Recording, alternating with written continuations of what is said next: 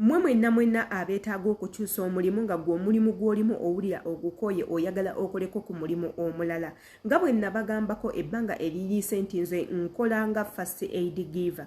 First aid giver yaani ye muntu ali trained, ali qualified okukola ku muntu omulwadde oba omuntu oyo ng'ayina injury oba nga ayina obulwadde bwonna n'omuwa treatment esookebwako nga tannaba kugenda ku treatment endala. Ate era nga tukola ne military survey ku balwadde era yeffe tukola military survey ku balwadde ne bakuteeka ku mulwadde n'obeerawo nga wokimanyi w'omulwadde gw'owandiika buli kimu n'ebirala ebyekuusakuusa ku balwadde.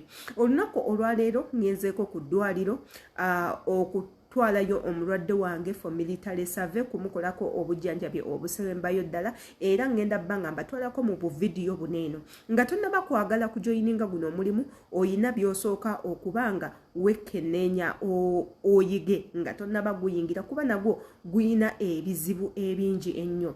Nga sinaba batwalako mu vidiyo biki ebibaddeyo wabula kansooke mbajjukize nti no gwe natannaba kubanga osubscribinga ku YouTube channel yange jangu subscribinge olikinge okomentinge teweerabira kade bajja kulaba kwa message bwe tuteekayo vidiyo empya. Kambatwaleko mu zi vidiyo biki ebibaddeyo wafaanana watya biki ebikolebwayo then immale inkomewo eri gwe eyeetaaga okuyingira guno omulimu oyina kubeera na biki bye weetaaga biki by'oteetaaga gulimu bizibu ki then tumale tukomewo. See you.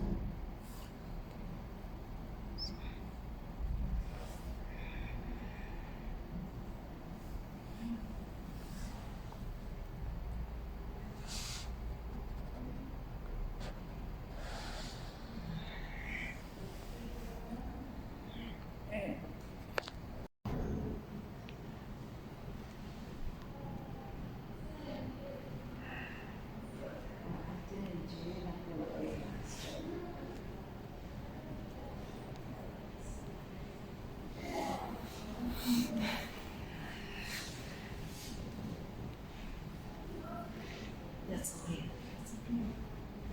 Fear, woman.